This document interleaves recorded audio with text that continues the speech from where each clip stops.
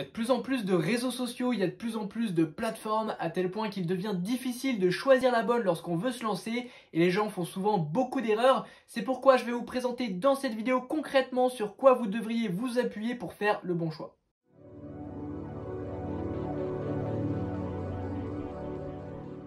Bon, d'abord, je voudrais que vous évitiez de faire une grosse erreur qui est de choisir votre plateforme en fonction de l'engouement qu'il y a autour de celle-ci à un moment donné. Par exemple, en ce moment, il y a les vidéos courtes qui marchent extrêmement bien. Donc, on voit tout le monde se précipiter sur Instagram pour aller publier des réels ou alors sur TikTok. Et ça, c'est vraiment une grosse erreur. Car ne l'oubliez pas, il est possible de réussir sur n'importe quelle plateforme à n'importe quel moment à partir du moment où vous avez la bonne stratégie et vous publiez du bon contenu. Ça peut même être un avantage qu'une plateforme soit en déclin. Aujourd'hui, il y a de moins en moins de monde sur Facebook et il y a des petits malins qui vont en profiter justement pour se faire une place auprès des gens qui restent parce que la plupart des créateurs partent et finalement ceux qui restent se partagent toutes les personnes qui sont fidèles à Facebook et je connais des gens qui cartonnent sur Facebook quand bien même l'application de manière générale serait en déclin.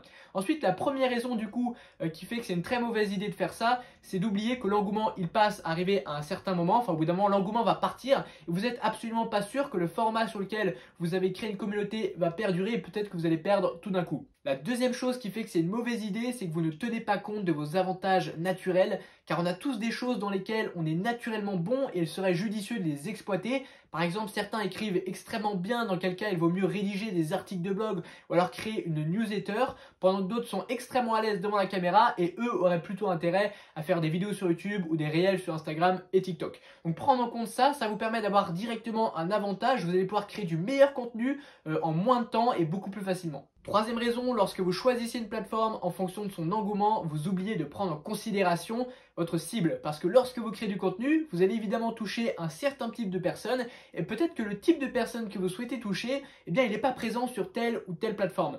Par exemple, si vous souhaitez vous adresser à des professionnels, il serait beaucoup plus judicieux de vous rediriger vers LinkedIn, qui est une plateforme avec majoritairement des professionnels, plutôt que d'aller sur TikTok avec une population qui est globalement jeune et qui cherche plutôt à se divertir plutôt qu'avoir du contenu éducatif. Donc ça, c'est super important de le prendre en compte dans votre matrice pour faire le bon choix. Analyser un maximum le type de personnes que vous voulez toucher. Je vous conseille carrément de dresser un portrait avec les caractéristiques principales et après ça, vous vous dites quelle est la plateforme qui risque de mieux me mettre en relation avec ce type de personnes et après vous pourrez faire un bon choix. J'ai un autre conseil super important à vous donner, ne vous diversifiez pas trop lorsque vous vous lancez parce que parfois lorsqu'on a du mal à choisir, on est tenté d'aller se lancer sur pas mal de plateformes en même temps, que ça c'est un gros problème. Aujourd'hui avec le niveau de la concurrence, il y a plein de créateurs, c'est assez difficile de se faire une place, donc si vous vous éparpillez, vous risquez simplement d'être bon nulle part. Il vaut mieux focaliser votre énergie sur une seule plateforme, mettre toute votre énergie dessus, créer du contenu vraiment très qualitatif et poster super régulièrement pour pouvoir commencer à vous créer une communauté sur cette plateforme plutôt que d'avoir plein de plateformes sur lesquelles vous allez mal les alimenter, vous n'allez pas pouvoir publier du contenu assez fréquemment pour les faire décoller et donc vous allez vous retrouver avec plein de plateformes qui ont chacune 30-50 abonnés alors qu'il vaudrait mieux avoir une seule plateforme sur laquelle vous allez avoir 10 000 abonnés et après bien sûr vous pourrez par la suite vous diversifier parce que ça peut être un peu risqué d'avoir toute son audience sur une seule plateforme parce que vous êtes soumis aux règles de la plateforme, peut-être que vous allez les enfreindre sans vous en rendre compte, qu'il va y avoir un problème d'algorithme qui va changer, que votre contenu va saouler les gens et donc ça serait risqué d'avoir toute son audience sur une seule plateforme. Et par contre, pour commencer, je vous conseille quand même de vous focaliser et ensuite seulement vous pourrez faire un transfert d'audience, profiter de l'audience que vous aurez créée sur une plateforme pour l'amener sur vos autres plateformes et vous diversifier, mais ne le faites pas dès le début. J'en profite pour vous rappeler que j'ai créé pour vous une newsletter gratuite dans laquelle je partage les secrets qui m'ont permis d'obtenir 36 000 abonnés sur ma chaîne Clash 1 Max. Plus généralement, j'apprends aux créateurs à vivre de leur contenu même avec une petite audience.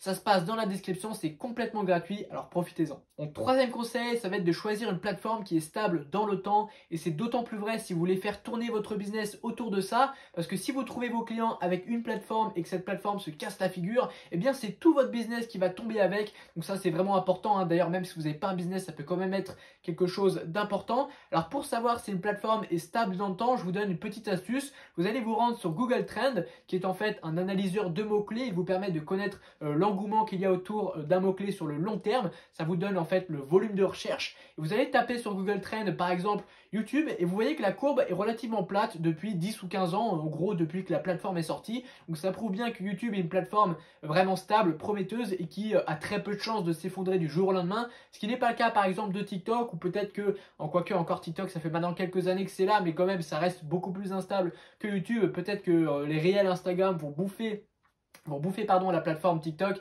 et que tout va s'effondrer. Donc on n'a pas encore la preuve que c'est une plateforme fiable, donc faites attention à ça. Aussi, pour choisir la bonne plateforme, il faut étudier les caractéristiques de chacune des plateformes, c'est-à-dire voir leur culture, parce que si vous êtes par exemple sur Twitter, eh bien la culture n'est pas du tout la même que sur YouTube ou sur TikTok. Donc regardez la culture qui vous est la plus appropriée, celle qui est la plus familière avec le type de contenu que vous envisagez de proposer.